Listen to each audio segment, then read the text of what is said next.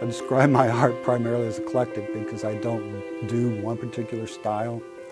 The retrospective show recently showed that because there were so many different ways of doing things, and I've been an experimenter from my early education life at art school on, and especially after beginning teaching. I've experimented a lot with a lot of different media and mixed media things, and I will often come back to something I did 10 years ago and do it that way again. So I have if you want to call it styles, I have a lot of different styles, so to speak. I'm pretty much an artist who works in a representational style. I don't call it realistic because that's a little misleading, I think. So most of the work that you see of mine will have imagery in it that you recognize. It's not so abstract or away from that you don't know what's going on in it.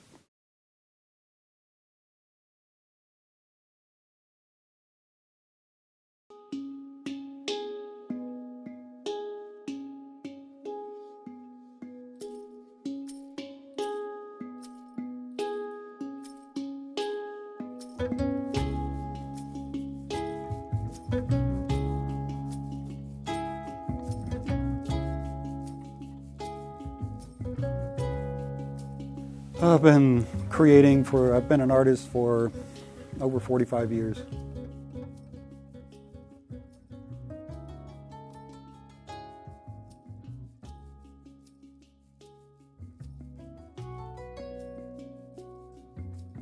I grew up in Florida, so my first drawing was in sand and next to the coat room when we were taking our nap on a blanket, and I'd pat it out and start drawing in it. It was so, I remember back to that far. But it was actually high school, 11th grade before I actually started drawing, painting on a regular kind of basis. My educational background started back in fall of '67 when I went to Ringling School of Art. And I went into commercial art, what we call graphic design today, and did that for a couple of years and decided that's not really what I wanted to do. I'd rather just be a fine artist at that time. But my parents couldn't afford for me to stay at art school, so I had to come back home and start junior college. I didn't take any art courses at junior college. Met my wife there, got married in the process, and it took me another 3.5 years to get that 2-year degree. Stayed out of school a couple of years, and one night we sat down and talked about the fact that I'd been teaching some private lessons. I enjoyed doing that, and maybe I should go back to school and finish up my degrees. So in 1974, I went back to Florida Southern College, which was local in Lakeland, Florida. Got my BA in art and went on to Clemson University next 2.5 years and got my Master of Fine Arts degree and managed to start teaching right out of grad school.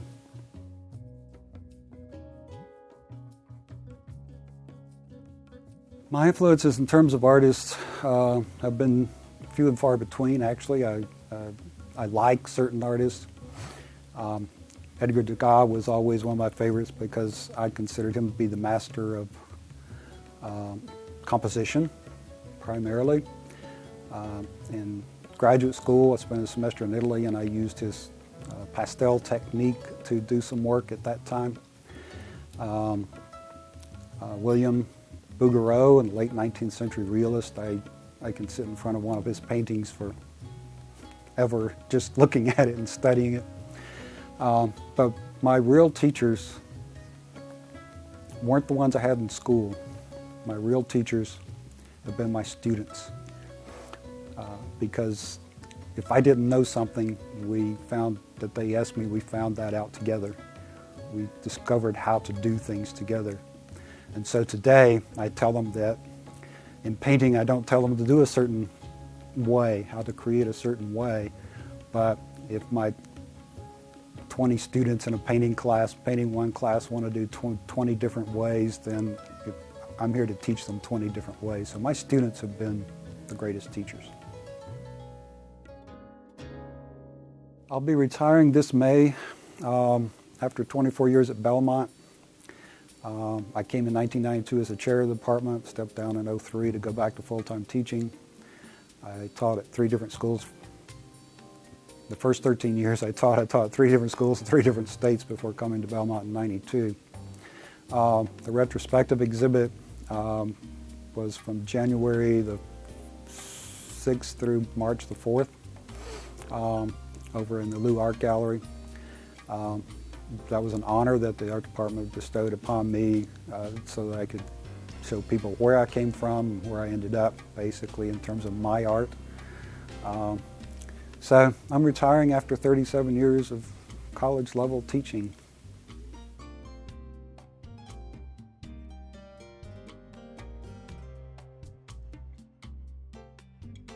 There were some good artists that I studied with in school, but they always seemed a little reluctant to teach you. I say that they were kind of scared of that you might become better than them. I don't know. But so I learned a lot on my own, and mostly learning a lot on my own, whether it was painting or drawing or sculpting, ceramics, which I taught for several years as well, or even art history. When something needed to be known or there was a question I couldn't quite answer, then we would discover that together. The art I like primarily is more realism, more realistic or representational looking art, but I also like art that goes a little more abstract sometimes because I've done that myself. I think the essence of art for the viewer is to, or for the artist, is to do something that makes people stop and look for more than 2 or 3 seconds when they're going through a gallery to look at art. If you ever go into a gallery and watch people, they'll often just kind of go by looking at things and not stop. But when they stop and look at something, then somebody has grabbed them. And I think that's the sort of the essence of being an artist, is to grab the audience that's looking at it and make them stop and look at what you did and wonder about it and ask questions about it and try to discover something about the artist themselves.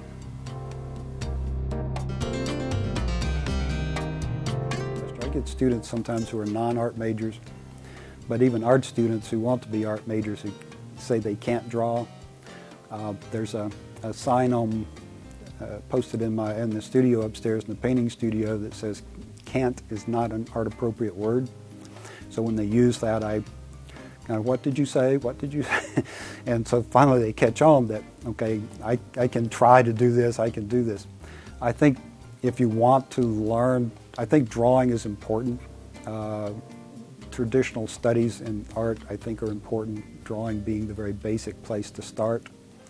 I think that if you can teach someone who doesn't have those skills to have some of those skills and teach them and show them that it isn't as difficult as they think it is. I always try to make things seem like they're easier for the students and make them comfortable with that.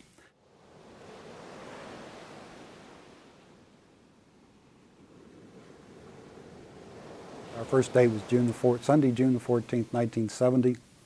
I got married September the 4th, 1971, so we're working on 45 years.